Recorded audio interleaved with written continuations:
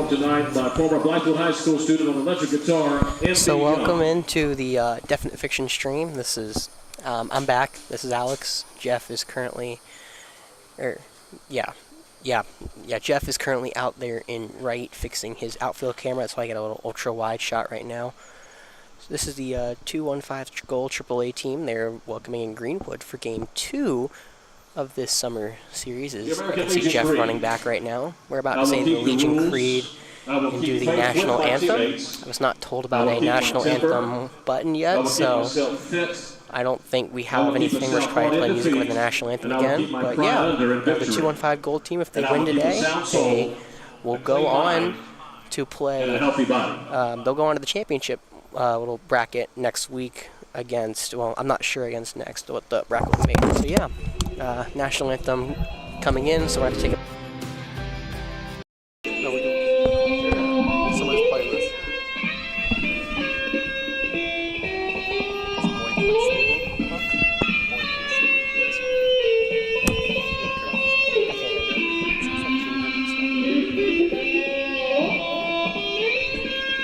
Slap the music on. Okay.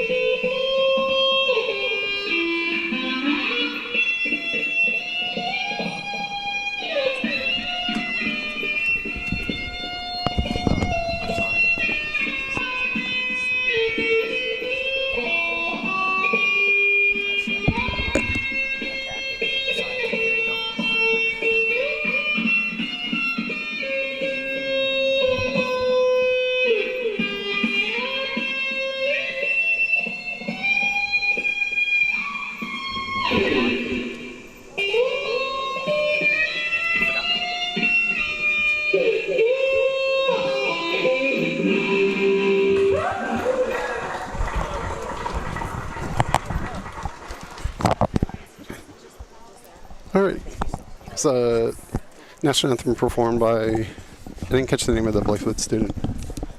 I didn't either. I wasn't too I woke over to the stream. That was they may have been able to hear it on the stream, who played hopefully. I don't know. I was probably talking over it, so. Yeah, it's alright. Okay, so let me see if my outfield camera's working now. Oh, look at that, it's working. See, you're fine. Kind of looks out of focus. No, it's focused. Okay. Alright, we'll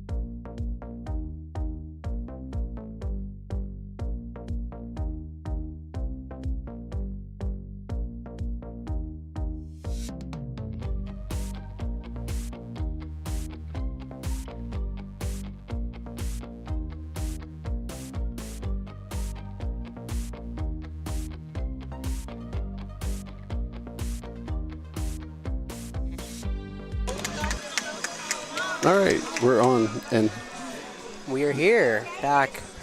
Falcon Field, maybe this is kind of bittersweet. This may be one of the last times we see a game at Falcon Field this summer. I think this may be the last one. I guess it would be the last. Because tomorrow we will not be able to come back here. Someone's No. got a son that's a little older who's going to college. Yeah, I gotta do some orientation at College of Charleston. So, swinging strike 2-1 against Jaden Adams, the leadoff player for Greenwood. But yeah, so we actually may not be back here again until next spring, which would be really weird.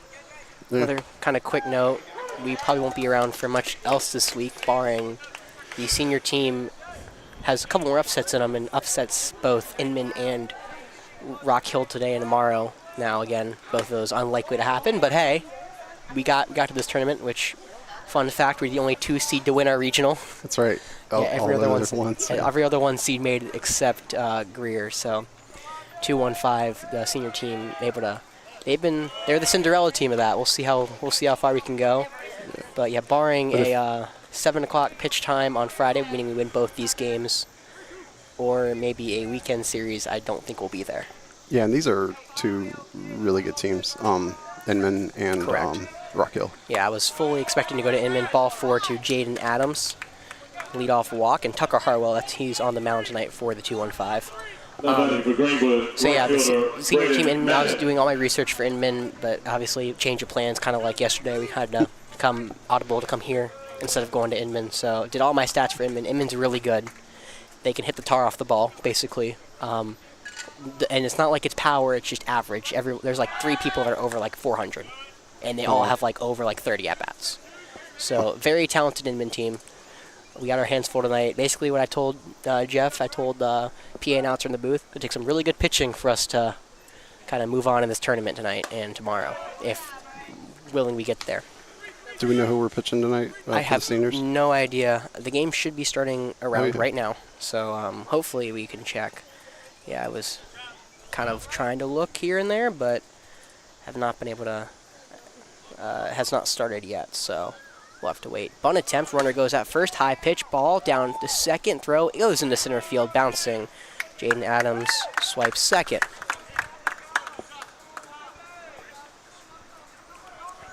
So I have no idea who we're pitching. Quick shout out, since I haven't been able to do it. Take a bow, Nolan Cook for the 2-1-5. We didn't get to go up to those games up in Greer on Saturday, but Nolan Cook, 7 innings pitched, no earned runs. Got a win and I think a save. No, I don't think he technically got a save because we weren't close enough for him to get one. But that was the two of the innings in the first game. Yeah, 2 of the innings in the first game. First 5. Yeah, first 5, which we didn't even go any longer than that because we run ruled him in 6. High fly ball into shallow left field, going back Jack Croft, but calling him off Spence West in left field. He'll grab that for out number 1. And Adams will stay on second. Greenwood is the shortstop, Brandon Hirschberger. But so yeah, Nolan Cook take a bow. But we'll for everyone who's tuning in, we'll turn our attention to this game. You know, we got it all day tonight, and for all intents and purposes, love the 2-1-5. We should not have won yesterday. No.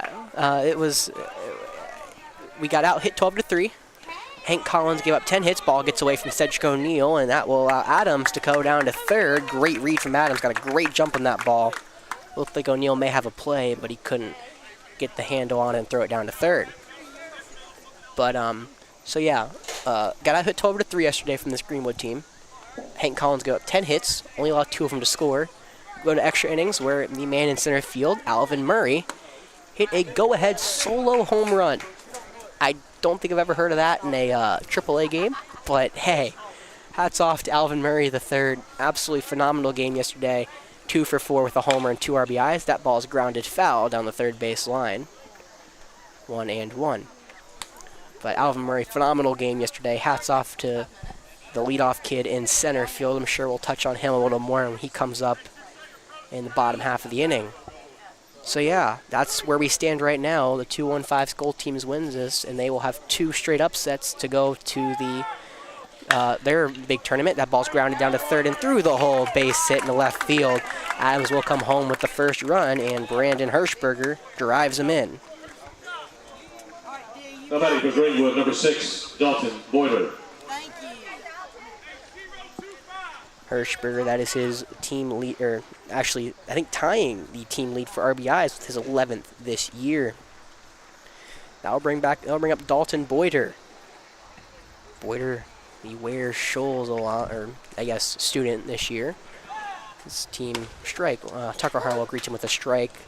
But this team is mainly made up of Greer, Dixie, and Ware Shoals. Or Greenwood, excuse me. Greenwood, Dixie, Ware Shoals.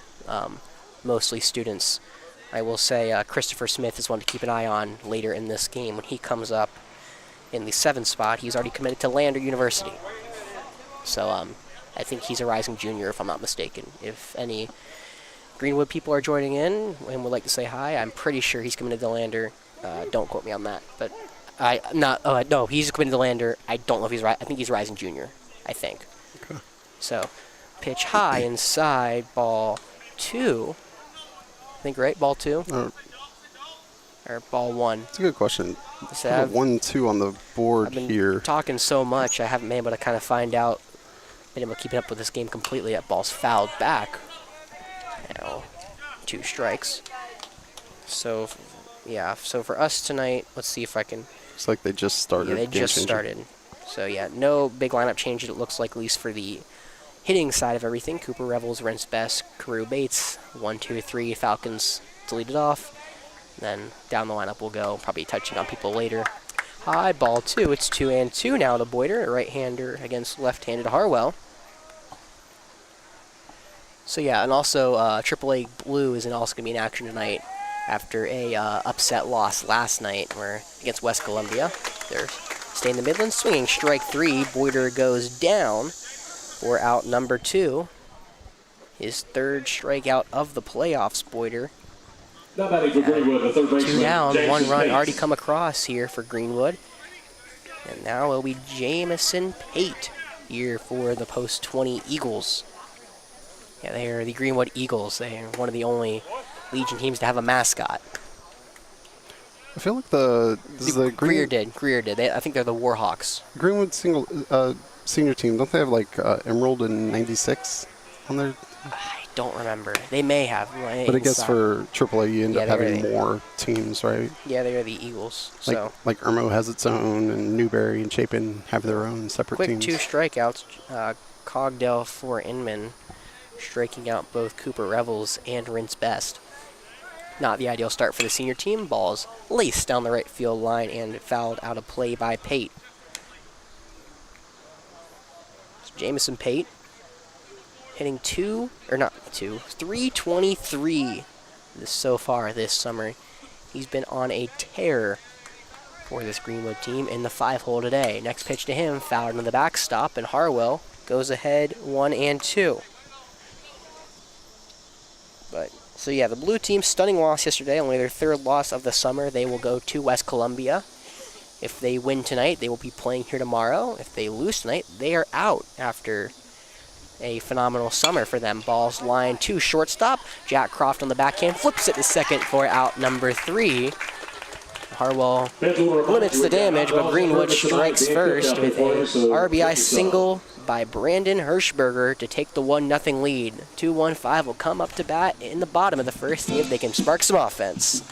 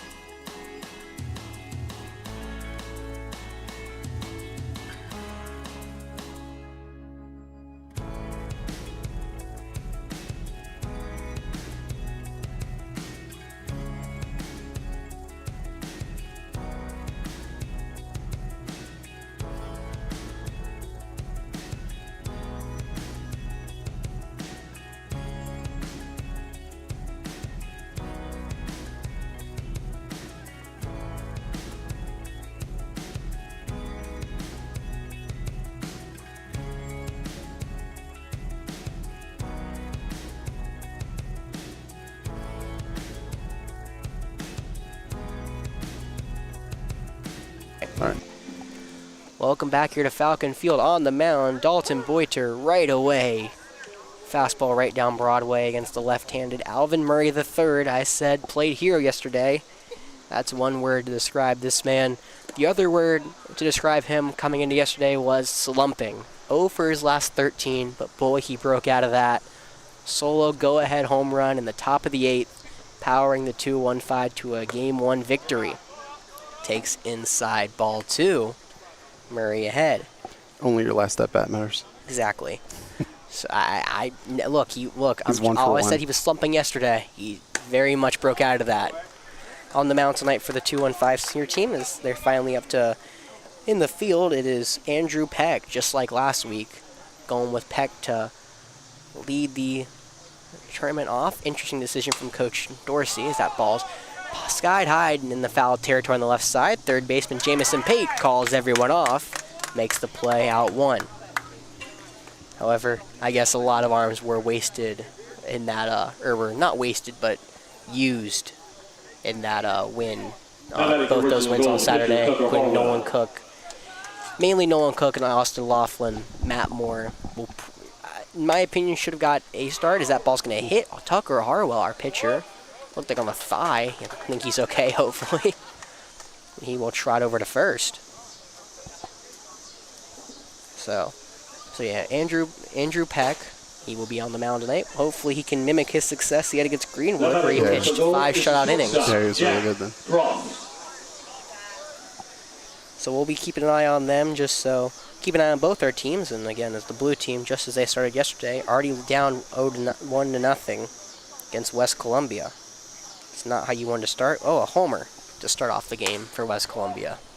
Jeez. On the mound for the 2-1-5, their blue team, it's Breon Earl, who finished yesterday's game, right? Yeah. Yeah. So. Well, no, Thatcher came in. Oh, you're right. Okay, yeah, but he was, I think, the pitch that gave up the go-ahead run. In the 3-hole hitter, that ball's beaten into home plate is Jack, a.k.a. Puddin Croft. Puddin. His name is interchangeable on this stream. Yeah. Because I got to be somewhat formal, but you can. Puddin will be used. You can call him Jack. Yeah. Or Mr. Croft. Mr. Croft, whatever I see fit. So yeah, this will probably be the last day. We have all 3 2-1-5 teams in action. We'll see how we can do in our final day all together. That ball's fouled to the backstop, and it's 1-2. Boiter ahead of Puddin. On deck, if it gets that far, depending on the double play, it's Harris Rivers. Familiar with Falcon fans all over the place. On the mound, it's Dalton Boiter, right-handed pitcher in the playoffs. 0-1, took the loss in Game 1 last week. Greenwood, they've been in the situation actually before. They lost Game 1 to the team they were playing. I don't remember who it was. Their game changer didn't have it up. They had it TBD, so I couldn't remember the name of the team they played. Puddin's going to curve that one foul, and that's going to go just out of play, out of the reach of the first baseman, Braden Scott. So, yeah, Greenwood lost Game 1, then bounced back in a massive way, run ruling in Game 2, and then they won Game 3 pretty handily. So Greenwood trying to follow that success. They have the 1-0 lead early, but the 2-1-5 have Tucker Harwell on first. 1-2 to Jack Croft, up the middle, that could be 2. On to second for 1 for Hirschberger, and that ball's bobbled, and they pick it up? Yes, they do, just in time. Will Bice had to pick it up and get the out, so only with 1, could have been an easy double play ball there. Croft will replace Harwell at first, and now there's 2 away. Coming to the plate for Richland 215, third baseman Harris Rivers.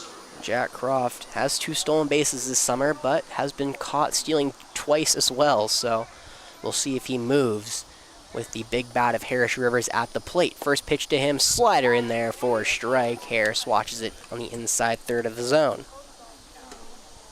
But Boiter took that loss in Game 1. He gave up 2 earned runs and 5 hits over 3 2/3 innings pitched. We'll see if he can bounce back here. The 0-1, that ball's going to be in the dirt. Great pick by Devin Butler. Maybe not a pick, but he got in front of that sliding stop, keeping Croft at first. Looks like they beat the post 20 Wildcats, so Okay. another Another post 20 team. Post 20 team, just not Gotcha. Greenwood. Back to first, not in time. Yeah, this Greenwood team, very talented, going 12-3, I think, this season. However, again, they've lost two. They're 2-2 in the playoffs, so kind of a weird start to their postseason start, I guess. 1-1 pitch, hard hit ball in the right center field, going over Braden Madden, has a read on it, and will make the play for out 3. So Dalton Boiter hits Tucker Harwell on the thigh, but leaves a runner stranded at first. 2-1-5 can't score, and they trail 1-0. We'll go to the second here at Falcon Field.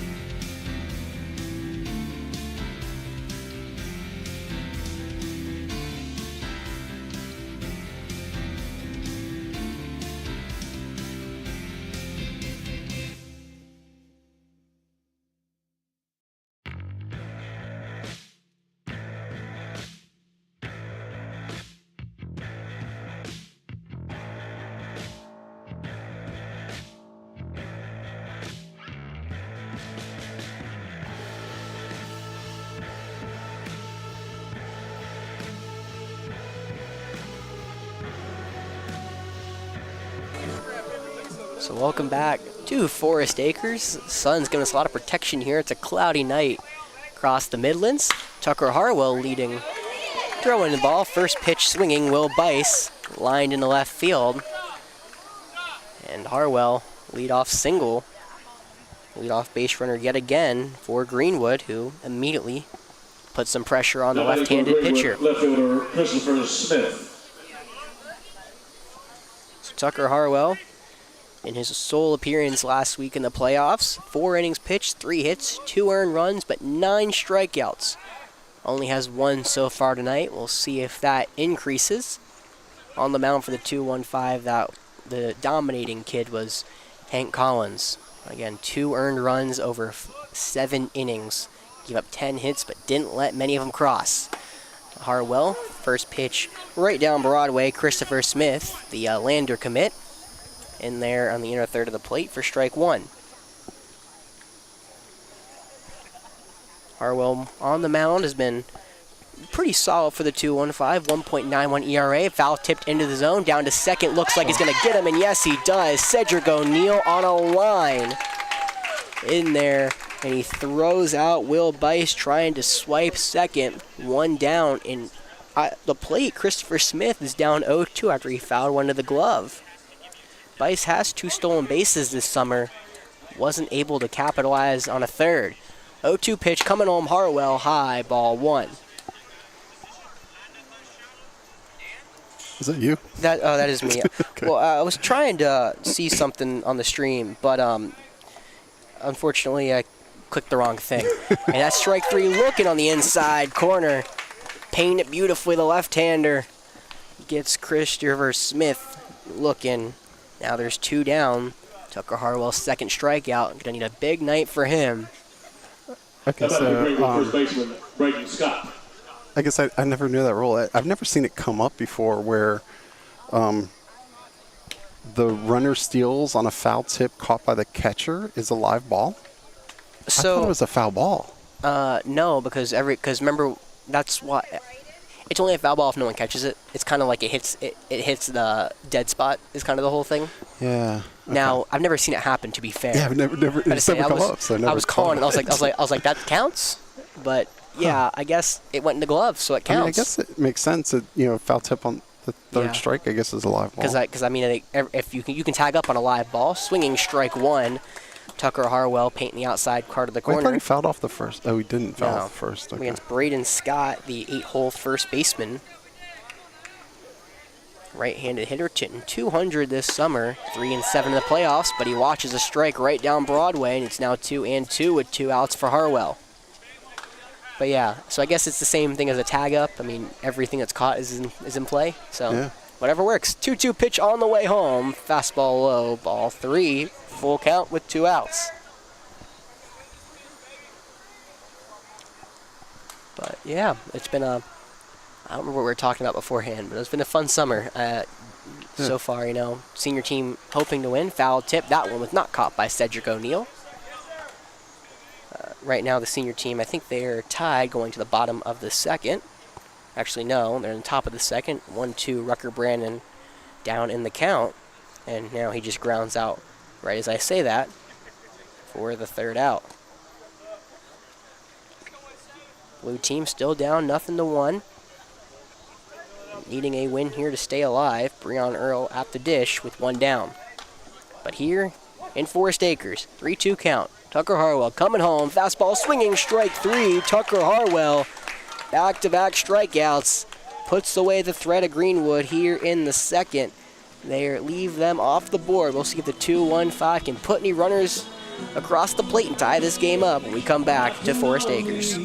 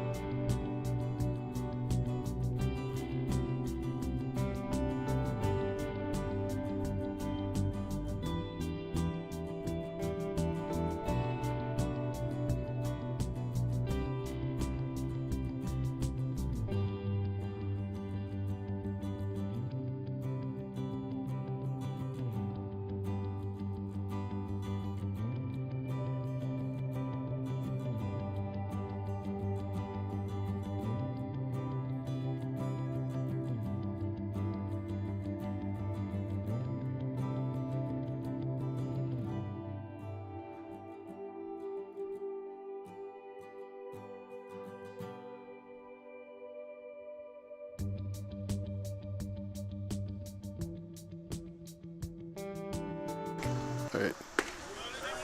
So leading off the bottom of the first is I couldn't even get a word out before Hank Collins watches strike 1 go down. Boiter going to second inning of work. There's a fastball, outer third of the zone for strike 2. Hank Collins, where I can barely get his name out, down 0-2. Collins joined this team late in the summer. Ball now on the ground to the left side of the infield. Brandon Hirschberger in the hole to shortstop. Long for the first on a pick. He cannot take it. Braden Scott drops the ball at first. Hank Collins has an infield single. As they're going to label that a hit. Interesting decision there from the scorekeeper. I think most everyone except Braden Scott at first would have called that a error, as he looked like he did not get to beat it out. However, Hank Collins will take a hit on his score sheet. So man on first now for Spence West, the left fielder. But before he can throw a pitch to home, Boiter looks back. Collins over at first. Collins yet to attempt to steal a base yet this summer. Again, he joined this team about halfway through the year after starting the year on the senior team. He's been phenomenal for this gold team. Now that first pitch is Spence West, high inside, ball 1.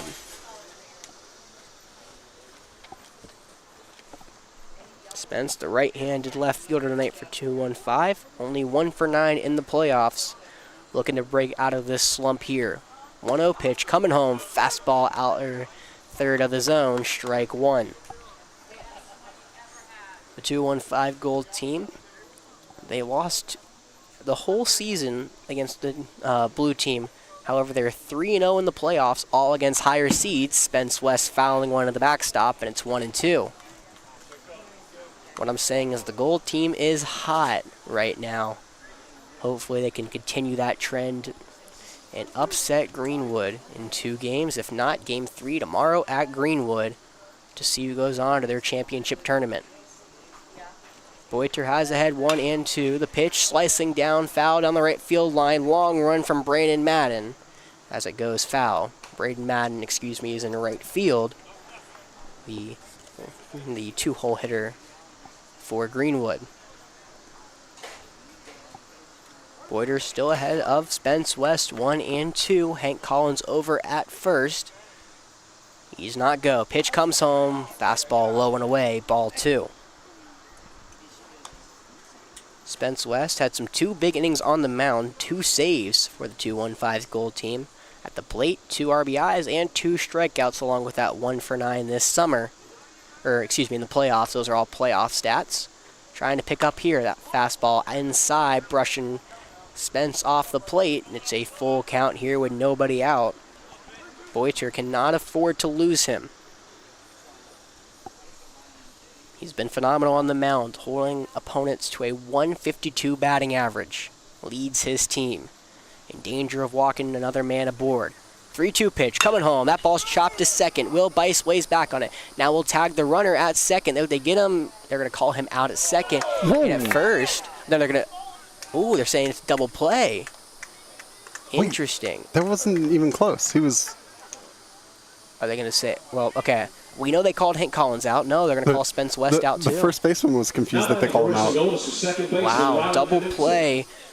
It was a 4-4-3 as he tagged Hank Collins. And that's 2 away. Big double play ball for Boiter. And now there's 2 away for the 7-hole Ryland Knudsen. Fastball out of the outer edge of the corner. Strike 1 against the right-handed second baseman. Knudsen's been the 215's Gold catcher most of the summer. Gets the start tonight at second. Takes a fastball away for ball 1.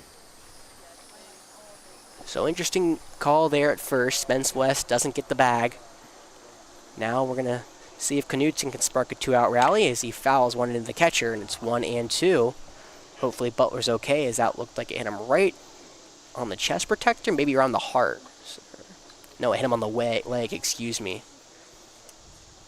Thought it bounced off the chest protector and the foul, but no, it looked like it got his right thigh. Butler's going to try to walk that around, and the infield's going to come in for Greenwood. Knudsen goes to third. Hopefully Butler will be all right. Looks like it was just a stinger, as the umpire is going to check on him. Again, Greenwood fighting for their lives here in the playoffs. Lost game 1 at their home diamond last night. Now needing to come to the 215 and take game 2 to stay alive. The Gold team trying to do what they have not done all summer, win 4 games in a row, and all 4 of them would be technical upsets, as they are teams with higher seeds than this team. Boiter ahead, 1-2. Knudsen at home, the pitch, high, ball 2. Out of curiosity, is it any better with me here calling a game, or were you enjoying yourself last night without me? Well, no, I get to focus on different things. It gets a little confusing sometimes if I'm I was just trying seeing to do too many things. your experience last night, because I got to tune in for the first 4 runs that they scored last night. I didn't get to watch much. 2-2 pitch, hard hit down the left field line, curving, foul ball. Knudsen almost had extra bases, but he couldn't keep that one straight. Yeah, so for baseball, keeping up with the scores, it's more intensive than lacrosse or soccer. Those are kind of easy to man the camera and call. 2-2 pitch, 2 outs. That's going to hit Knudsen off speed pitch right in square in the back. And another hit by pitch from Boiter. Hasn't been sharp tonight. And now there's a 2-out base runner aboard for the 8-hole Lucas Price. To go to the right fielder, Lucas Price. Lucas Price done a lot of his damage this summer on the mound. Now the lefty will try to do some damage at the plate. He's only 2 for 21 this summer. See what he can do here. First pitch, low, caught the zone, strike one, inside corner. Bryce watched it go by. Knudsen over at first. On deck if it gets that far, Cedric O'Neill. 0-1 pitch coming home, swinging strike two. Price, wild swing through a ball in the zone, and he falls behind Boiter. 0-2. Knudsen has stolen 5 bags this summer, 3 in the playoffs. Is a danger to go at first. Will they send him? Well, there's a pickoff attempt first and foremost, but he gets back in safely. Right-handed Boiter couldn't get him, even though it was a close play at first. Knudsen has a pretty big lead. See if they send him. 0-2, he does go. Ball outside, ball one, down to second. Knudsen, stay on the bag? Yes, he does. Keeps that foot there and swipes second for his 6th stolen base this summer. Right on cue, he moves into scoring position.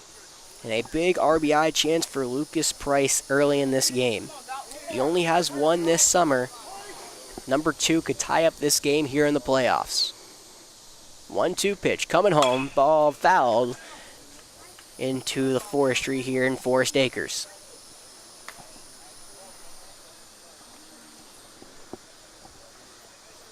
On the mound, Lucas Price. In the playoffs, 1 inning pitched, 1 hit, and no earned runs. But he's 1 for 4. Now ball slapped foul into the forestry again along the left side of the field. We'll do it all over. 1-2, 2 outs. That's the right-handed Boiter trying to finish the second one. 2-1-5, making his life miserable over on the mound right now. Coming home, the pitch, low, didn't catch the zone. Good eye, Lucas Price.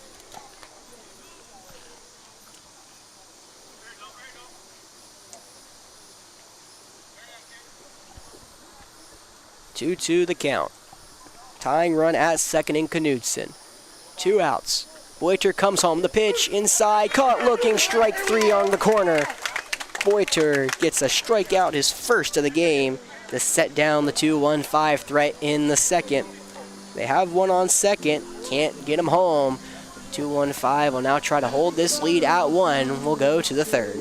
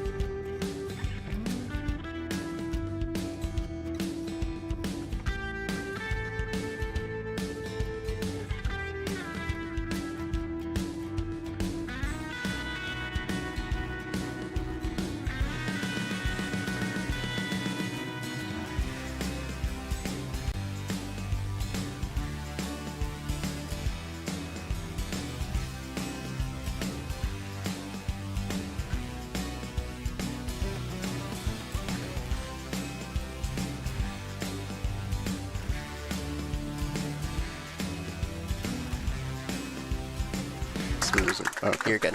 Jeez. So, if you were just listening, you only heard some music. But But if you're watching, you saw Cade Heaton, I think Heaton, bunt one down the third base line for a single. He will take that all day. Third baseman Harris Rivers not expecting that. And the leadoff man aboard as the top of the order comes back up here for Greenwood. Trying to push some more across. First pitch to Adams. Now hard hit ball to shortstop over the head of Jack Croft in the left center. That's going to be a base hit. Going from first to third, hard running ball going to be cut off by Puddin. And Heaton on his horse gets to third. Back-to-back singles for Heaton and Adams. And Greenwood is threatening early. So Braden Madden. He is the 2-hole hitter in an RBI spot here. No one better to do it. Leads the team in RBIs.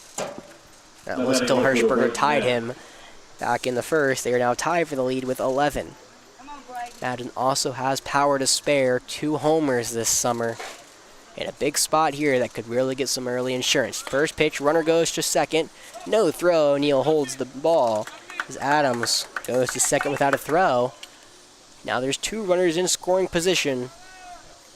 Adams at second, Heaton at third. Tucker Harwell in some trouble here.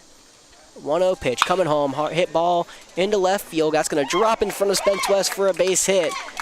That will only be a 1-run bagger for everyone. Single for Braden Madden. Moving over to third is Jaden Adams, and Cade Heaton comes home with the second run of the game. So 3 straight singles for Greenwood, putting a bind here on Tucker Harwell, who's now going to have a mound visit. Had a great game last week against Irmo, right? Irmo, yeah. Yeah, Irmo. Now this week he's struggling tonight so far. Well, in the third inning against Greenwood. First and third, nobody out. 1 run's already aboard. Wait, no. Gold played Aiken. Aiken, you're right. Okay, Aiken. Blue must have played Irmo. Someone in the Midlands. We may have to go to break here for a second while there's a mound visit. All right, we'll be back.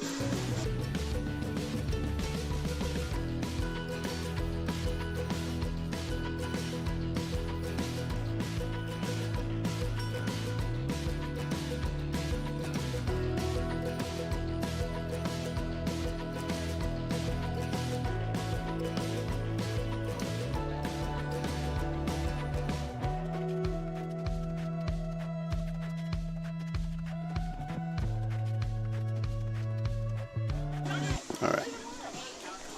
After a quick mound visit from Coach Winecoop, That's right. Harwell is going to face the third batter as he throws a fastball inside corner for strike 1. Brandon Hirschberger had the RBI single in the first. Now runner at first goes. O'Neal will throw down a second. Ball's going to be cut off by Jack Croft. That ball is going to be bounced in to right field off his foot. Runner will come home. Braden Madden goes all the way to third from first. And another run comes home. And it's now 3-0 Greenwood in the top of the third.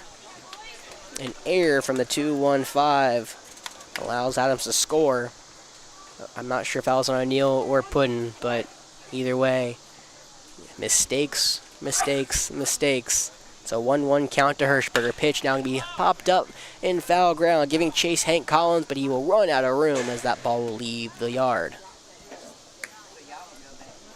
Hirschberger falls behind 1 and 2, but the damage is getting done to the 2-1-5. Unlike last night, Greenwood cashing in on these base runners. Now have 3 runs on 5 hits. 1 and 2 to Hirschberger. Harwell pitch lined on the left field line. Fair ball. It's going to be dead in the left field. Spence West giving chase. Hirschberger going to second. The throw not even going to be close. And an RBI double for Hirschberger. And Greenwood now has a 4-0 lead, which has eclipsed both teams' total last night. And the 3-2 win for the 2-1-5. Harwell, after having a brilliant game, an inning a week ago, has not been able to find it here in the third. Single, single, single, double. And 3 of those 4 hits have come home to score so far. So the 4-hole hitter, fastball inside against Dalton Boiter. The pitcher now has a comfortable 4-0 lead when he trots back on the mound in the bottom of the 3rd. He's going to try to help himself out here and get him some more insurance. Southpaw on the mound comes home 1-0. Fastball high. It's now 2-0. Boiter, no stranger to getting on base any way he can. Leads the team with 8 walks this summer. 2-0. Pitch inside, ball 3. And Harwell, maybe in his own head now, has not thrown a strike here to Boiter.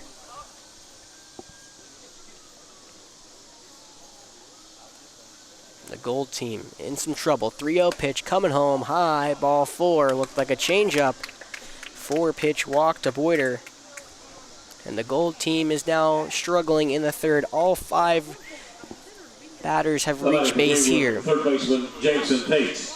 And we're going to see a pitch runner. That is going to be number 24. That is Stalen Johnson, who has been one of the most experienced pitchers this summer for Greenwood. He will replace Dalton Boiter, the pitcher, at first. And now Jamison Pate in the box. Right-hander takes high, ball 1. Harwell's thrown 5 straight to the Greenwood 20 hitters. So all was used yesterday for the 2-1-5 goal was Hank Collins, Spence West. No telling who they'll turn to in the bullpen if this one gets ugly. Fastball finally catches the zone high and on the outer 3rd, but a big strike for Tucker Harwell evens the count at 1-1. The 2-1-5 goal, no bullpen yet, but they may have to eventually turn to it. Now showing bunt is Pate. Both runners take off, pitch high. O'Neal throws down to 3rd, not in time. Easy stolen base for Hirschberger, who got a great jump off of Harwell. Swipes his 3rd bag of the summer and his 2nd of the playoffs. 2-1 the count at home. Also, Stalen Johnson at 2nd. Fastball high, ball 3, and right now Harwell struggling to find the zone. 7 of his last 8 pitches have been out of the strike zone, and he's in danger of walking the bases loaded. 3-1 coming home. That ball's going to be shot into center field. Alvin Murray going to go back. Has a read. He'll make the play in deep center. Tagging at 3rd, Hirschberger. The throw going to come in and be cut off. And that will be a sacrifice fly for Pate. However, the strong throw by Murray keeps Johnson at 2nd. Now it'll be an 5-0 lead. Excuse me, not 8. 5-0 lead for Greenwood in the 5th. Who are looking for more now. Only 1 down in the 3rd. Will Bice, the right fielder. Now they're going to pick him off at 2nd. However, no one was covering, and Stalen Johnson able to get easily back in. Will Bice singled in the 2nd before he was tagged out trying to steal 2nd. He's 2 for 9 this summer, and that ball shot through the left side of the infield. Diving stop by Croft. That may save a run, but it will not save a hit. Infield single for Will Bice. 1st and 3rd, 1 out. Spot Tucker Harwell's been all night, and that may do it. Coach Weinkoop coming out, and he's going to be calling to the field, or normal call to the bullpen. Yeah, Lucas Price will be coming in here to relieve Tucker Harwell. Not the night Harwell was looking for. His stat sheet's not over, but he's getting up 7 hits tonight, and so far 5 runs. It'll be Lucas Price coming on the bump when we return here at Falcon Field.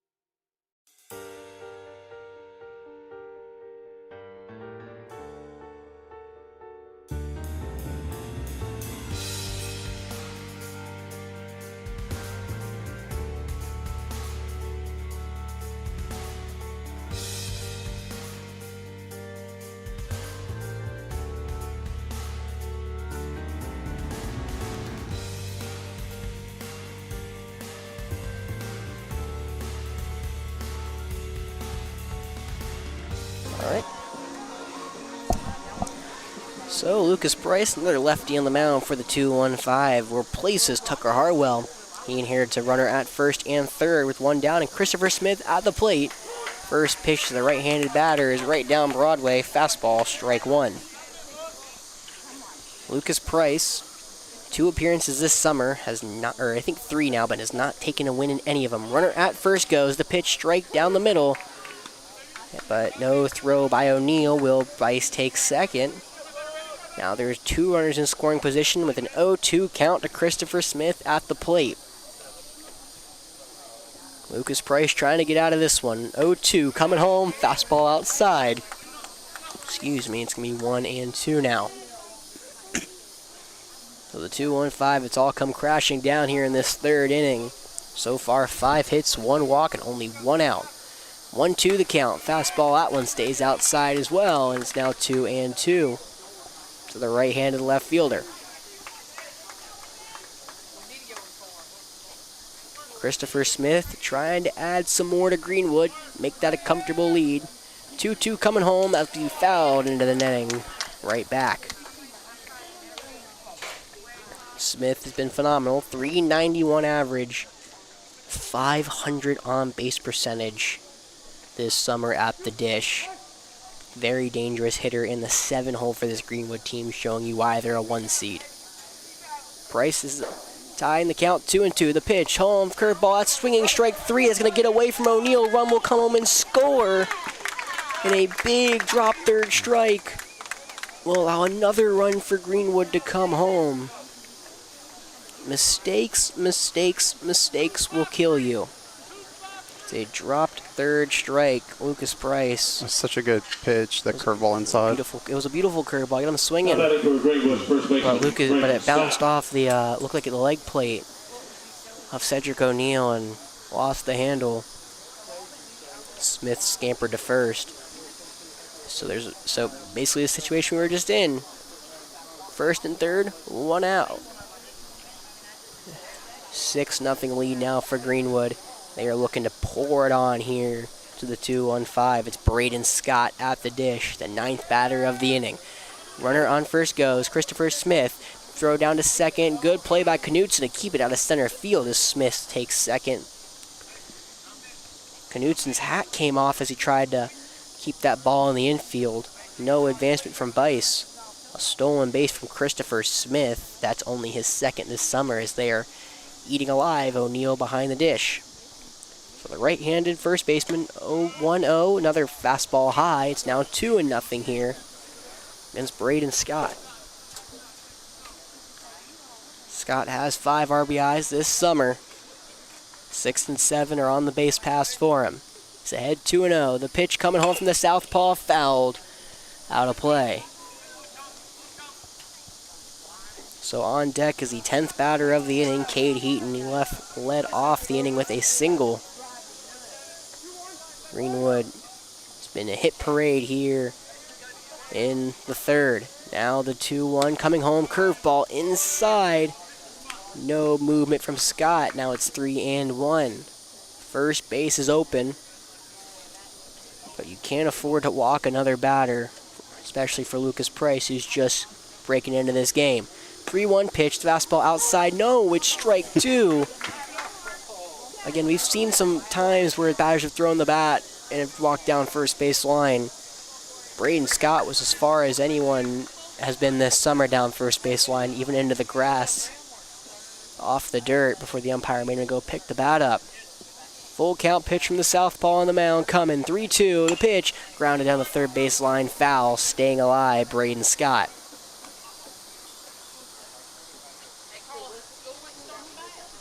Scott wants to give Greenwood an insurmountable lead for the 2-1-5 to overcome. 3-2, 1 out. The pitch coming home. That one's low, and it will be ball 4. This time, Scott can jog down to first. That will load the bases up for Cade Heaton. I hate to say it, this looks eerily similar to their last series. After losing Game 1 closely, they are now way ahead of their Game 2 opponent. This time it's Richland. First pitch to Heaton, fastball, going to be fouled, third base line towards the base coach. Price able to avoid trouble there. So Heaton 1 for 1 with a single to lead off the inning. That was his first at-bat, singling into left. And Greenwood's followed his formula to a T so far this inning. 0-1 pitch, curveball, beautifully overarching, strike 2, breaks across the zone. Heaton, all he could do was watch, and now he's behind 0-2. He's only struck out once this summer, in danger of doing twice. 0-2, strike 3, looking on the outside corner.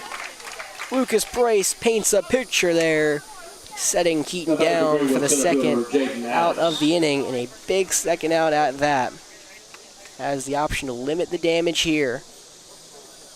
But the top of the order back up, and Jaden Adams, he also singled. His was to left center, though, over the head of Jack Croft earlier this inning. First pitch to him, high inside, mouthpiece watch there. Luckily, Adams was able to duck out of the way. It's not Price's best, kind of lost the handle on that ball.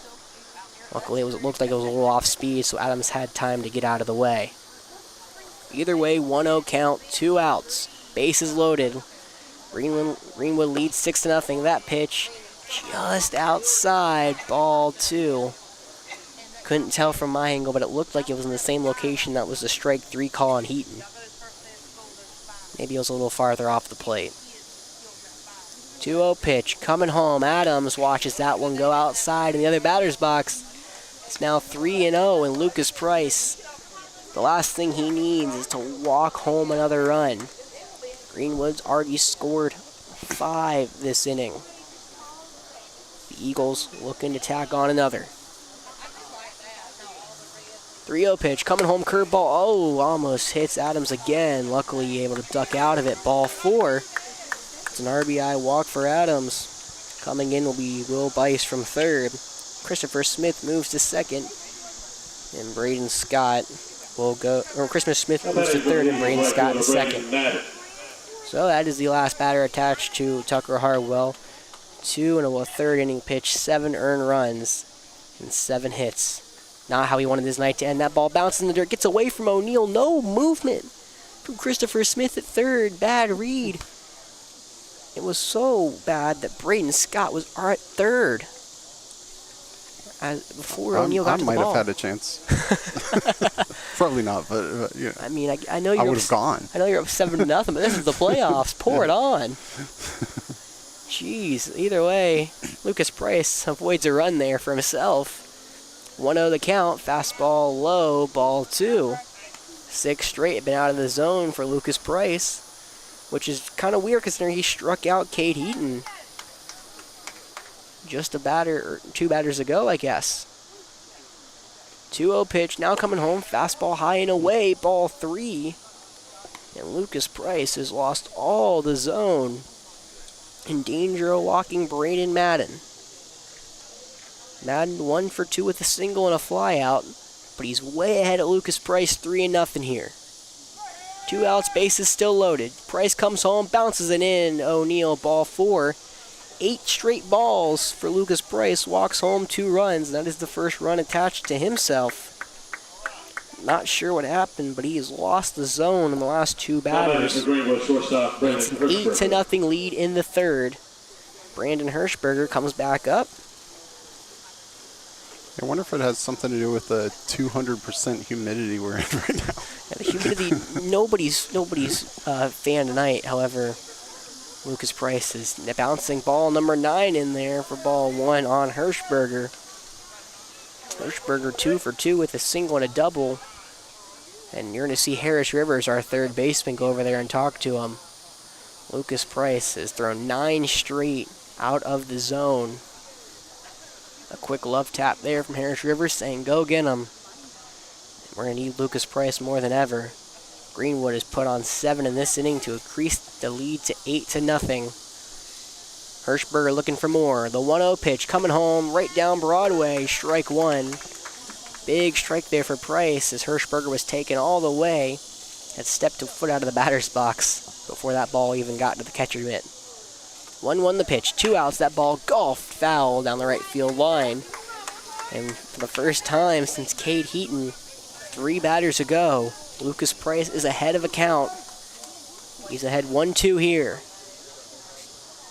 The pitch coming home from the southpaw. That ball will be checked back to Lucas Price. That's going to be off his foot. Looked to be a routine play for out 3. It's going to be an error on the pitcher. Run number 9 comes home to score for Greenwood. Murphy's Law for the 2-1-5. Everything that can go wrong will go wrong. Number 6, Dalton Boyter. I was missing a run on my scoreboard. Oh, yeah. It's now 9-0 for Dalton Boyter. Back up again for the second time, just like the last 4 batters this inning. He walked and struck out. It's not recorded a hit so far. He takes ball 1 high. Bases still loaded, 2 outs. Lucas Price comes home, bounces one in there. It's now 2-0, and he's definitely in his own head after he booted out number 3. 2 big errors could have gotten the 2-1-5 out of this inning a lot earlier. The drop third strike on Christopher Smith, and then the booted ball. That pitch now will be away. Ball 3 gets through the legs of O'Neill. Here comes run number 10 in to score for Greenwood. Jaden Adams doesn't even slide. Both other runners will move up a bag to second and third. It's a 3-0 count with 2 outs. The 2-1-5's Gold team looks like they've lost sense of this one. Been a rough game for them so far, especially in the third. 9-run third inning. Pitch right down Broadway, strike 1. It's a 3-1 pitch. 3-1 count now. Senior team still playing at Inman. They are down 1-0 still. 3-1 pitch coming home here. Ball 4 low. Another walk for Lucas Price. Will load the bases up again. That's his 4th walk of the inning.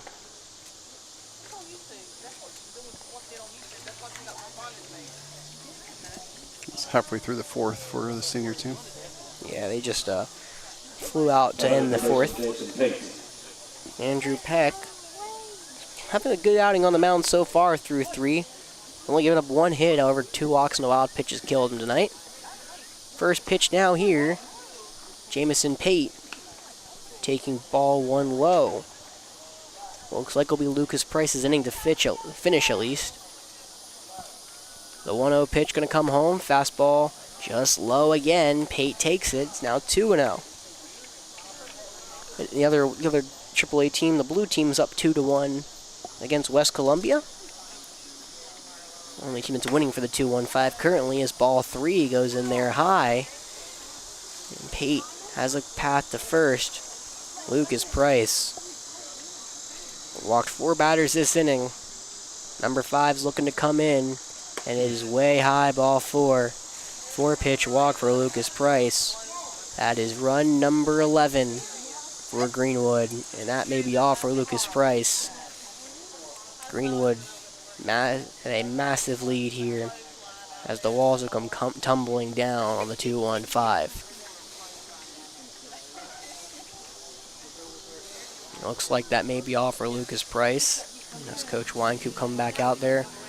We'll go to break, and Greenwood has opened up an 11-0 lead against the 2-1-5. We'll be right back here.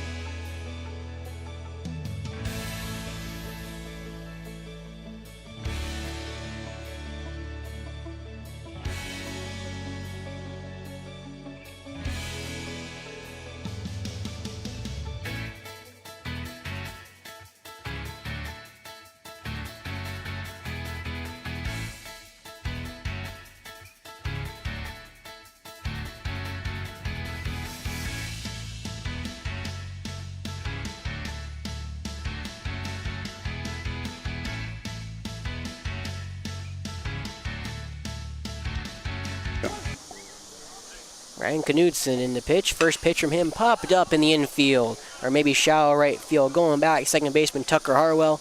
He will make the play out 3. Knudsen comes in, 1 pitch, 1 out. But Greenwood, 10 runs come across. And a lot of batters come to the plate. 2-1-5 in a massive hole here. We'll be right back at Falcon Field right after this.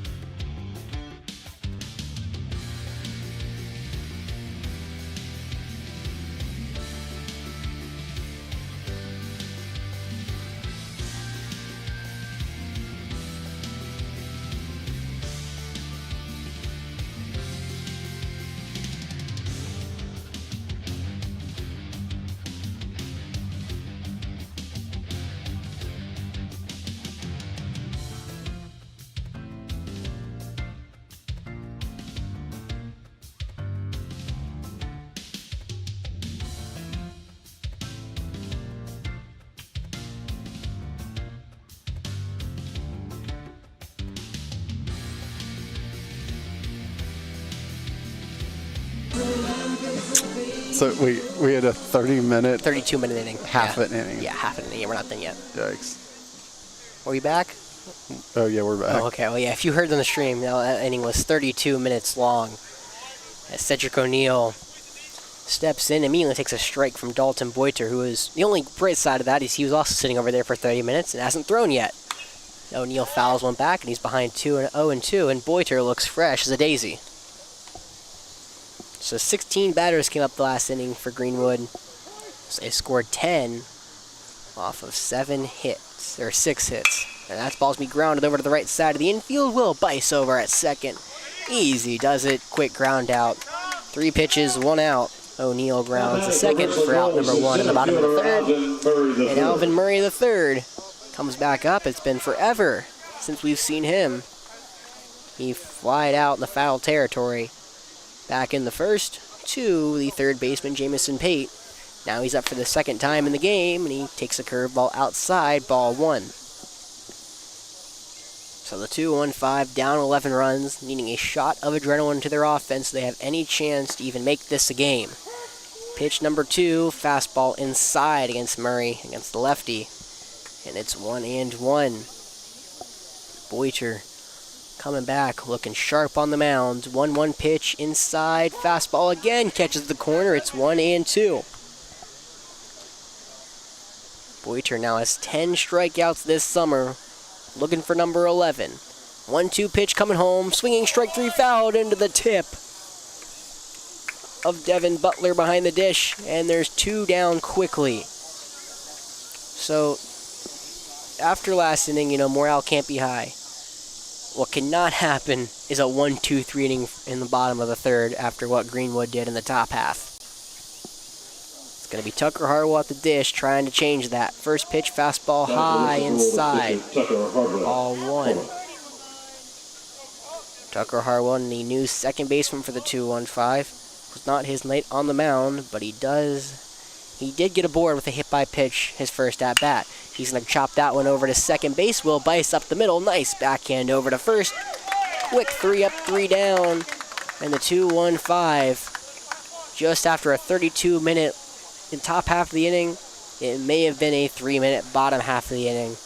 Not even, as Greenwood sets him up and knocks him down. 11-0 lead for Greenwood. We're going to go to the top of the 4th right here on Definite Fiction.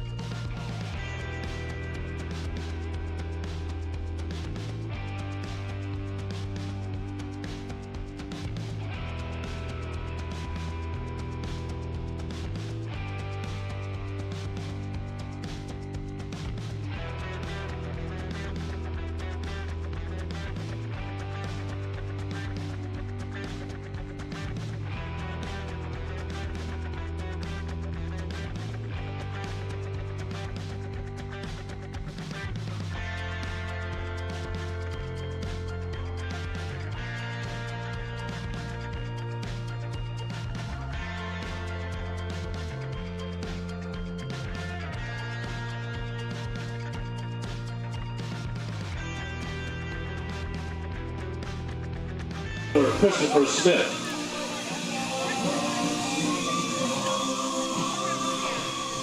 So after, Extended remix of, I should know who that is. I don't. I'm too young. Oh, jeez. So the last thing was so long, the sun is now set over Falcon Field. Ryland Knutson's still in there to pitch. There's a curveball high, ball 1. So worst case scenario for the 2-1-5, went 3 up, 3 down in the bottom of the 3rd. Now they're back out there for a quick top of the 4th after 16 batters came up for Greenwood about a couple minutes ago. We'll see how they go. High fly ball into left field. Spence West goes over to his right. He will make the play for out number 1. Excuse me, that was balls in the left field, not right. But quick out nonetheless as Christopher Smith flies out number 1. Knutson, not exactly the man on the mound that we've known this summer. He pitched, had 1 appearance. He did not record a single out. Gave up 2 hits and 2 earned runs with 3 walks. He's in there now and throws a curveball over the head of Braden Scott, ball 1. He's done more than he did in his past start. He has 2 outs now with no hits. Nice way to bounce back for Knutson. 1-0 pitch coming in, curveball, strike 1. I think Home Sweet Home is Motley Crue.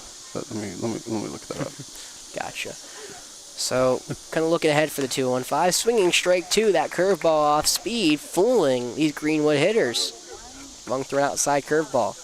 But looking ahead to tomorrow night, there's a couple pitchers the 2-1-5 could use. It's Monty Lafitte, 11 innings this summer, as he's going to hit Braden Scott in the back after going ahead 1-2. So Knutson hit by a pitch, and a 1-out base runner aboard for 9-hole Cade Heaton.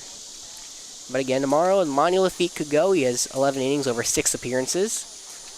Maybe we could see Harris Rivers as well. Harris has 8 innings this summer. Spence has 6 appearances, however, they've all been in relief. Harris has started some games. Or we could see Andrew Blackwell maybe come in to pitch. He's 9 innings, or maybe a Roland Boyd appearance. However, I've not seen Roland in the game in the postseason.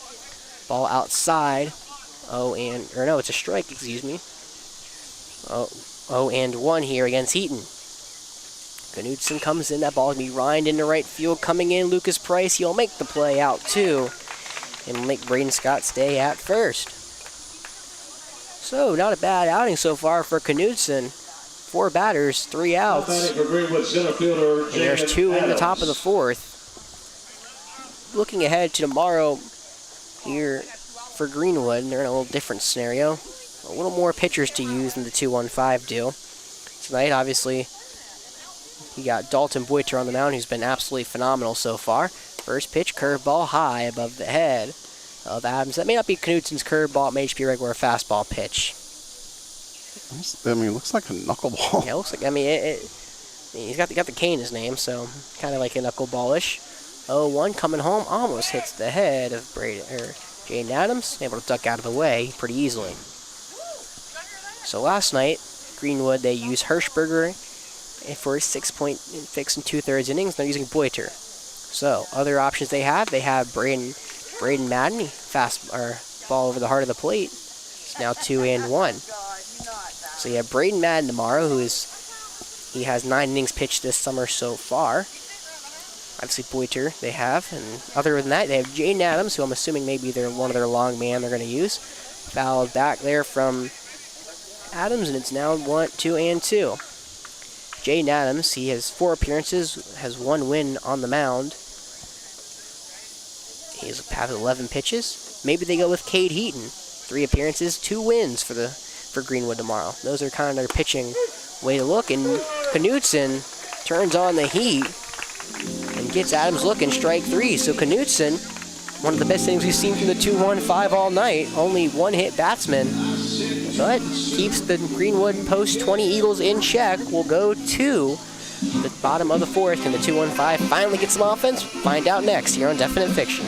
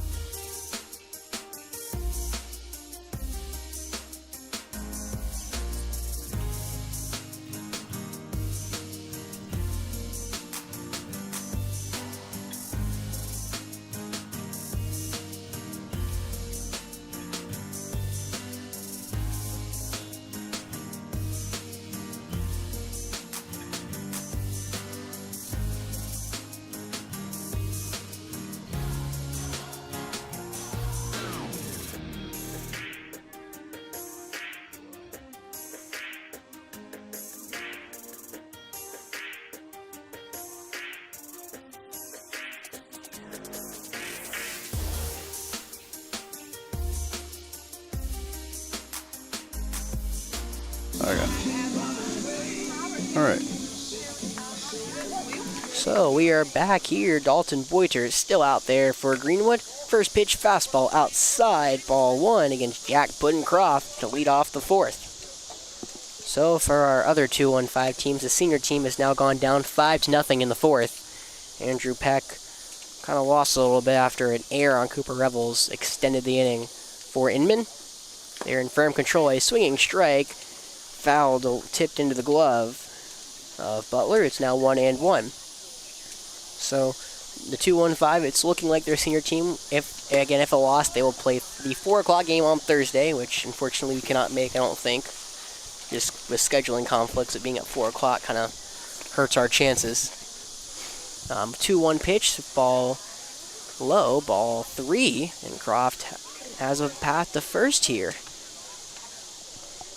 So the senior team looking like they will play the loser again. If this all holds, a 2-1-5 could still rally. Nothing's done yet, but the way it's looking, if they lose that game, they play the loser of Sumter and Camden. That ball grounded over to third. Jamison Paint plays it on a hop, fires to first. Quick out number 1, and Puddin can't get it done at the dish. In the other half of that game, it's a 1-0 lead right now for Sumter over Camden at the end of the 4th inning. Camden is playing host to Sumter. The winner of our game tonight between Inman and the 2-1-5 goes and plays Rock Hill.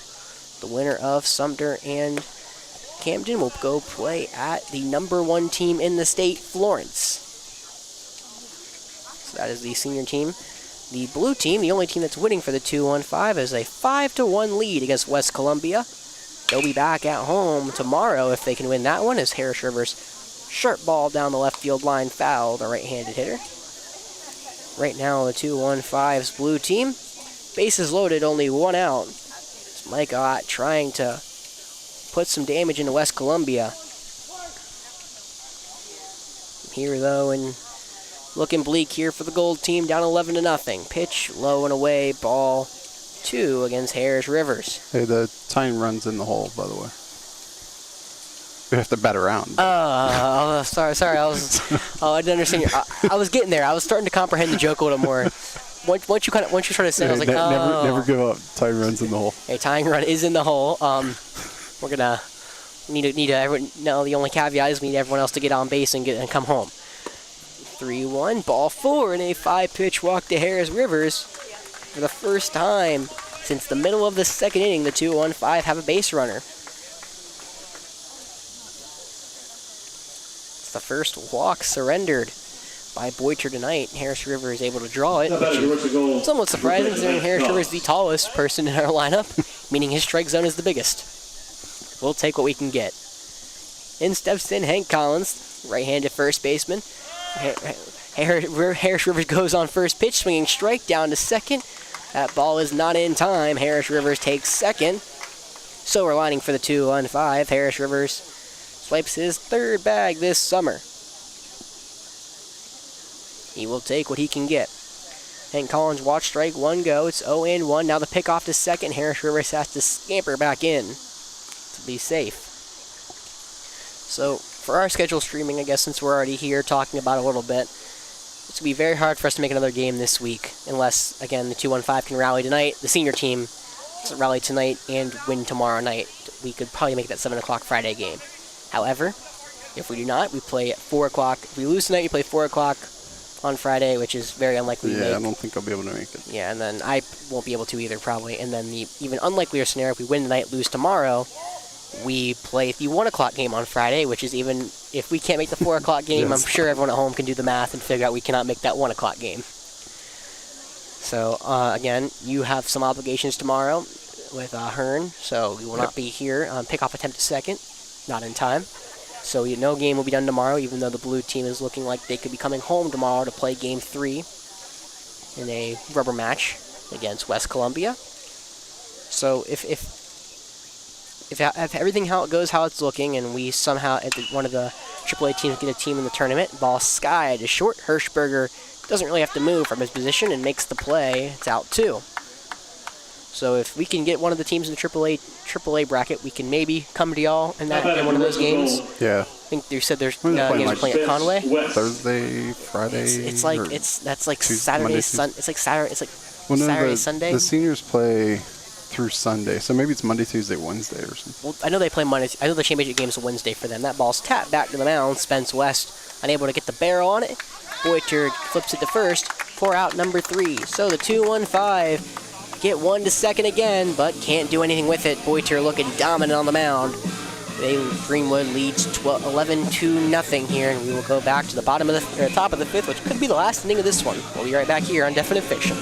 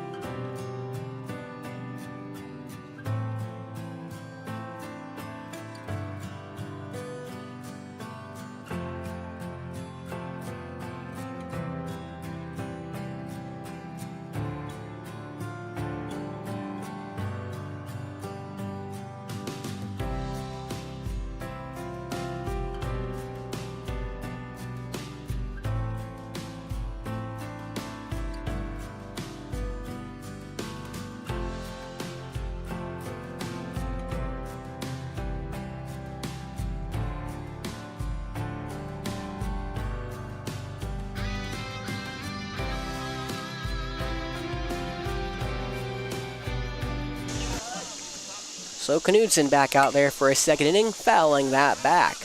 Looks to be the catcher for Camden post 20. Excuse me. We're trying to look at the AAA team's bracket if they make it, and we just learned there's a lot of early games.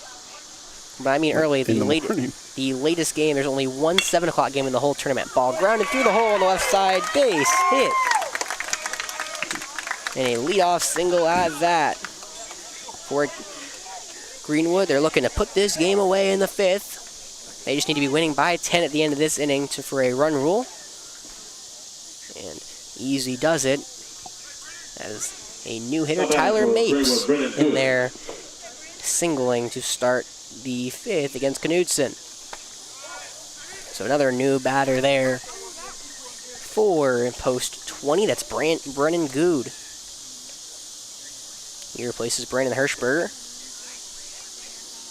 Good 0 for 2 this in the postseason. That ball is tapped into shallow center field, coming over the shortstop. Looks to be new shortstop Harris Rivers. So we'll change the lineup a little bit out here for the 2-1-5. Ranges over and makes the play out 1.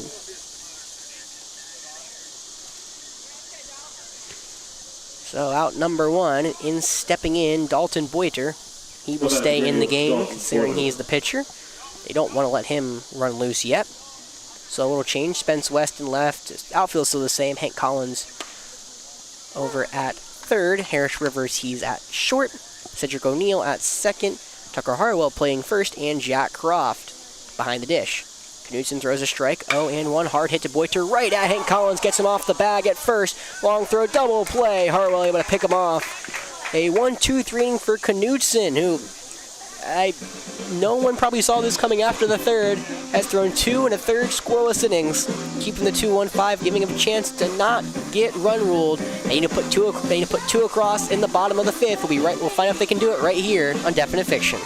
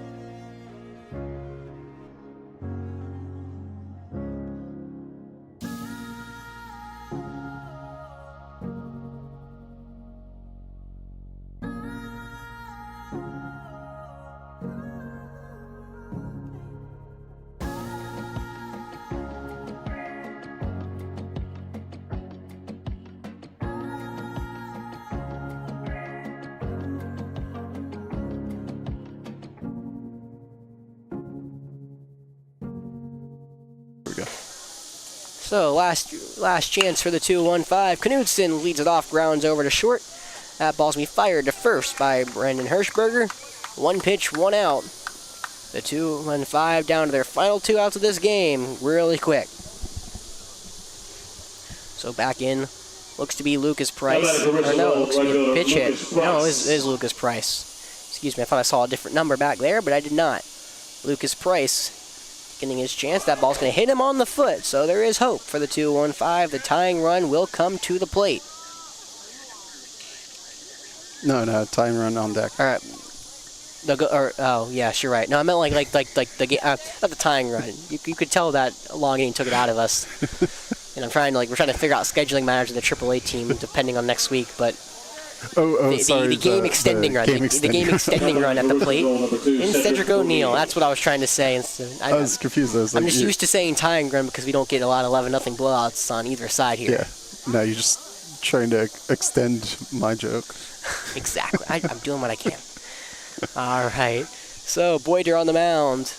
Looking Lucas Price over at first. O'Neill at the dish. 1 down. 11-0 game for Greenwood, who, besides that top of the third, it's a very close game. However, 10 runs came across for Greenwood on the top of the third, making this an 11-0 game here in the bottom of the 5th. Fastball low and away, ball 1. Cedric O'Neill takes it. This would be kind of poetic for the 2-1-5 to find a way to put 2 runs across after only putting up 1 hit through the first one. So that's going to hit him right in the shoulder blade.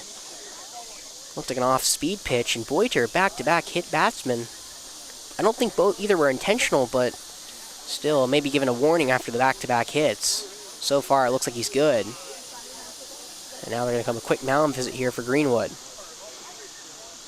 So Boyder's been able to stay pretty much fine through the whole game. The only problem he's run into, he's hit 4 batters. He's been able to, everything else has been great. 1 strikeout, only 1 walk, only 1 hit, and he's been able to get everyone to ground out or fly out. The problem is he just hit 4 people. So now the tying runs to the plate. Yes. There you go, see? And again, hero Alvin Murray last night came in 0 for 13, hit a solo go-ahead homer to give him the lead. And 2-1-5 able to power that to victory after, again, not having their best outing last night. Again, out hit 11 to 5. Not as bad as I thought it was, but not as good for for the 2-1-5 as you want it to be. The AAA blue team, they're leading 8-1 here. And the senior team is down 7-0. So not looking good for the seniors, but AAA will probably be playing the game tomorrow, barring a historic collapse on their part. First pitch high to Alvin Murray, ball 1.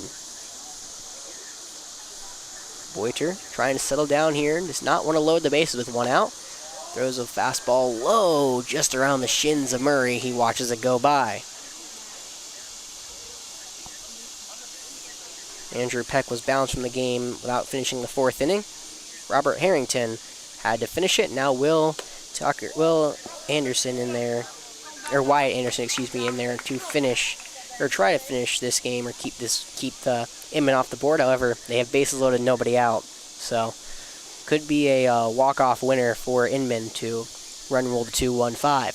3-0 pitch coming home to Alvin Murray, right down Broadway, strike 1, fastball.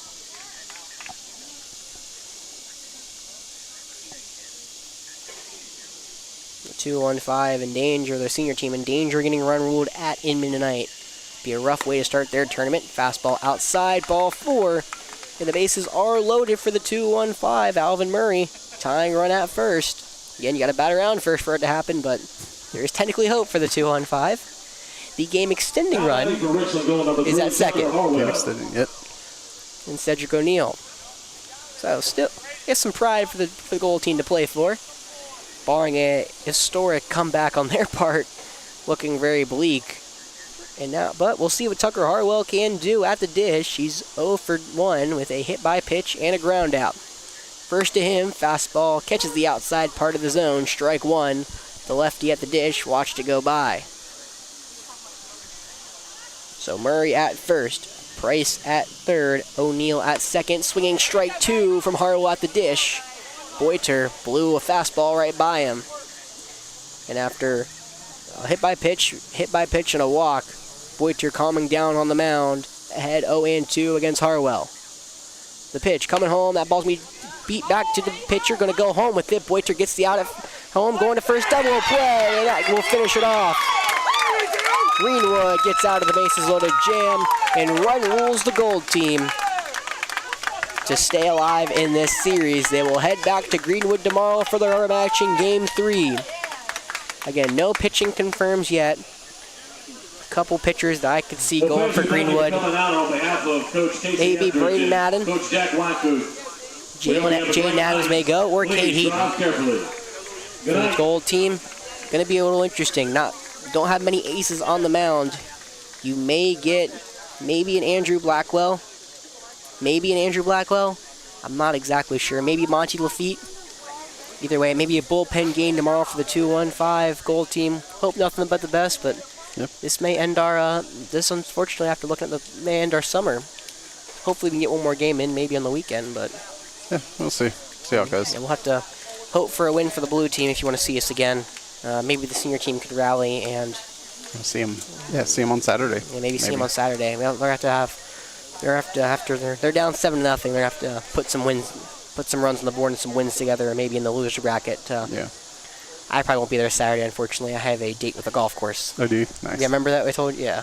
Okay. Going to Hilton Head. So my roommate's working at a golf course. You may have heard of it. Right. It's called Harbortown. Yeah, Harbortown, So nice. I'm getting on Harbortown on Saturday. Unfortunately, I have that planned for about 2 months. No, I don't blame you for going to that.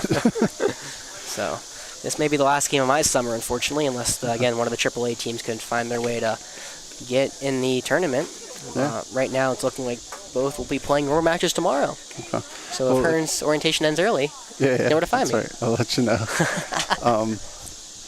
Yeah, I guess if it is, what's after that? The first, or week 0 game for the football season is a month from today, the 18th of August. I'm waiting to hear back to see if we can stream that, and that's at Greenwood. Before that, though, every year they have a, what do they call it, Richland 1 Sportsorama, where all of the Richland 1 teams play like a quarter. Okay. Last year I was at Keenan, so it shouldn't be at Keenan this year. We'll see where it is. Hopefully a little closer in. Well, Keenan's, I guess, the furthest away for Richland 1. I don't know. We'll see. We'll probably do that. I mean, it's not a formal, like we won't have rosters or complete rosters at that point because it's just preseason scrimmage. But I'll let you know on that. Awesome. All right. Well, but hopefully we'll find some baseball to stream. We'll see. We'll see. We'll see if we can find it. Either way, a big bounce back game for Greenwood. Dominated it was really the third game that really kind of did it in for us. Yeah. Blue team looking good to win. So 2 more matches tomorrow. Senior team most likely be playing in the 4 o'clock game on Friday, barring a historic comeback from them. And that, unfortunately, will be the end of our summer together. Been a lot of fun if it is. Yeah. Thanks for joining me. Corey, thanks for big shout out to Coach Chris Dorsey having me on this stream. It's been awesome. I've been definitely getting better a lot behind here. Been enjoying watching a lot of the players I saw for AC Flora kind of come out here and thrive. I mean, they've been a lot of these players have been the stars of the show. I hate to toot their own horn, but Hank Collins has been the ace on this team. Carew Bates has been the best hitter for the 2-1-5 or the senior team. Yeah. Cooper Revel's been absolutely phenomenal as well up there. Rince Best, Evan Smith, all playing really well up in the senior team. So it's been pretty cool to see all them continue their high school careers, I guess. Yeah. But yeah. And you don't have this experience, but a lot of the players that aren't from Flora, I haven't seen them play since they were Little League or playing soccer when they were kids. But it's always kind of cool to see the teams come together from all the schools around the Midlands. So I will say I'll be here in the fall as long as you're willing to have me. I mean, obviously, you want to kick me out whenever you want. Yeah, no, you hope not, but but yeah, I'm looking forward to football. My 2 favorite sports to probably call are baseball because big baseball fan and love some football. However, I've not called football in a very long time, so I'm looking forward to that. Yeah, no, I was able to get in the press box for a couple games back for the Gamecocks, but high school football's privilege to call down here. Yeah. Looking forward to that. Basketball season will roll around. I can do basketball decently well enough because I know the game decently well enough. But yeah, and then I'll be back here for the spring, and then hopefully I'll get a job. Awesome. Yeah, that would be great. Ideally. Hey, don't worry. I already put my resume on Definite Fiction. I've already put some tapes out there from. But I was showing. I've been working with Matt Morgan this summer, but I've been. If anyone knows who that is, very good broadcaster. Yeah. But the clip I sent him was a half inning from a senior game. Oh yeah. Yeah, Nice. I don't know if you remember those Carew Bates diving catch in center. Oh really? Okay. Yeah. I was like, in my opinion, it's one of my best calls because if anyone's still listening, which I don't blame you, you're not. A good call on broadcasting, which They're is like 16 people. Oh, okay. So so a good call on broadcasting is basically I have been very descriptive most this summer, and that's for a reason. The kind of the way you're supposed to go into in broadcasting is more radio style, which is describing where everybody is, kind of where the ball is, the one thing I've mainly tried to do is kind of like what dominant hand they have, so a right-handed, left-hander pitcher right at the plate. And I was told the descriptions when I met with him this past week descriptions were really, really good. He's like I was really impressed. They were that good. Oh yeah. And so that was one of the things I've been trying to work on. So if you ever wonder why I'm doing a very descriptive stuff, that's why I am. It is for resume reel stuff. Yeah. Obviously, I know you guys can see the game. But most people that tune in that they just think it's really good. People that watch a lot of the streams, so they're listening to me and stuff.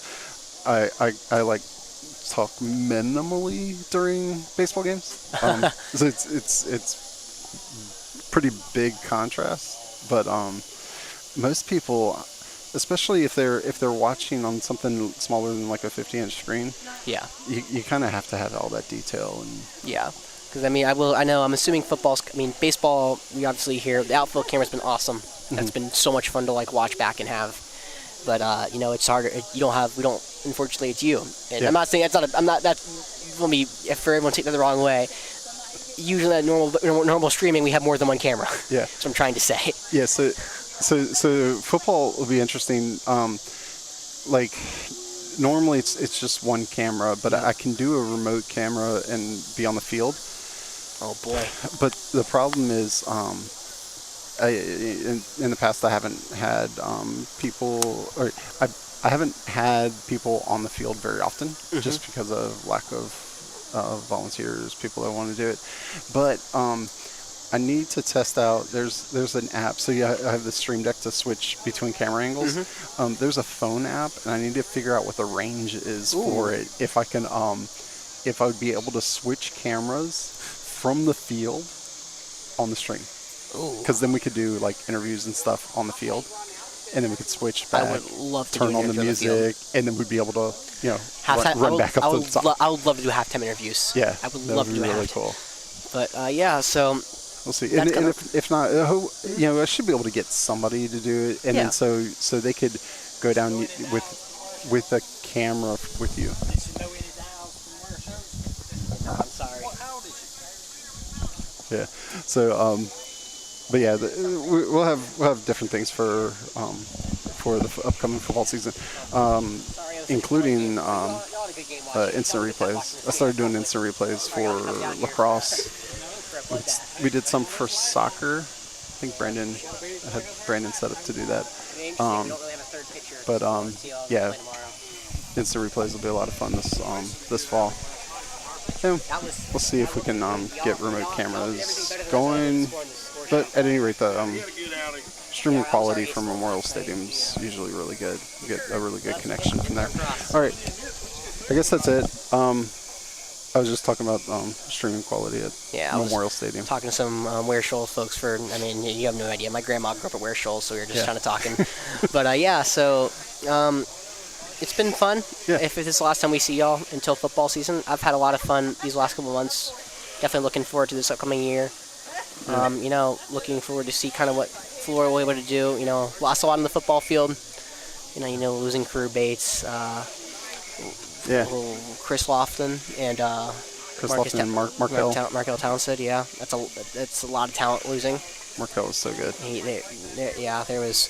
I worked for again. If anyone's still listening, I interned at Watch last in the fall, and there were kids that were. I think there was not kids, but there was the people working there were sitting there going, "How does Markel not have like a D1 scholarship yet? Yeah, like they don't get it." I think he should do really well at Western Carolina. Yeah. Actually, that's how I told you. That's how I found Definite Fiction. Oh, really? Did I tell you the story? Yeah. I came to the signing day. Yeah, I came to the signing day, and I was talking to the AD, and I was like, I want to do a play-by-play. He's like, I have this guy who I can introduce you to. I was like, I'm sure he's been looking. He always look for help, so if he may take you in. And I'm like, all right, awesome. And here we are now. Yep. There you go. But I'm looking forward to hopefully again. Prayers we can maybe get one more game in this summer. Yeah. No promises.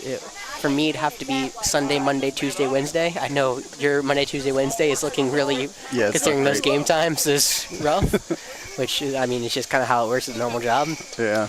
I luckily don't have one. I'm a part-time employee because I'm in college. Yeah. But so I'll be there all football. I'll make sure I always take the schedule off for basketball, baseball this year. I will probably be doing hopefully some games for the university throughout that as well, which will be a lot of fun. And then cool. And if I don't see y'all, it's been a fun summer again. All right. Thanks for having me. All right. Thanks for watching, everyone.